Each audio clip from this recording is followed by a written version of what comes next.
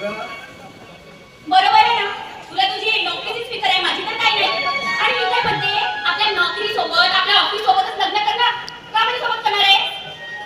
अगं स्वामी बाबा, माफी मागू आता तुला. असू दे, मी नाही बोलणार तुझ्यासोबत. अगं खरं म्हणजे मी लवकरच येणार होतो, पण माझ्या मित्र माझ्या गाडीसाठी काहीतरी गिफ्ट घेऊन यावं. बाजारात गेलो म्हणून झाला उशीर मला. माझ्यासाठी खरंच दाखव ना मग.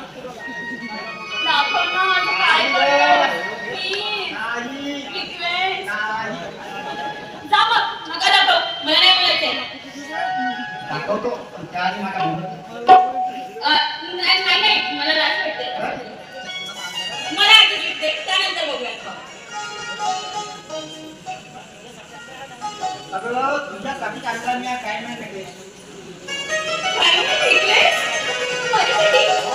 Wow, so beautiful. किती सुंदर आहे हा. पण खरं सांगू तुझ्या एवढा सुंदर नाही तो. मला खरंच खूप छान आहे. तुझ्या रात्री नेहमी तुझ्याच जात असतो मला. आणि माझं मनही तुझ्यामुळे तुझ्याकडे तुमचे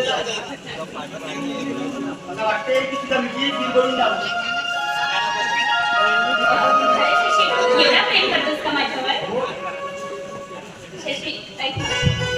अरे, मी पण तुझ्यावर खूप प्रेम करते रे. आणि चल ना, आपण लवकर लग्न करूयात. त्याचं ठीक आहे बरं लग्नाचं. पण या गणितीच्या डोहात उडलेला माझा संसार आणि त्यात माझ्या दादानं सोडलेल्या हाल अपेक्षा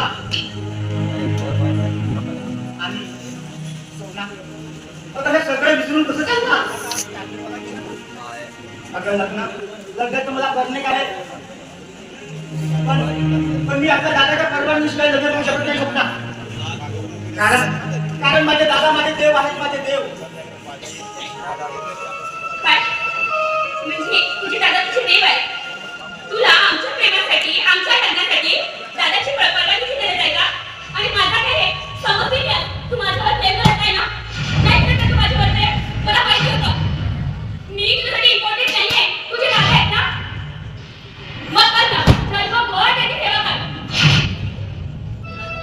ए स्वप्ना, अगं अशी रागावू नको.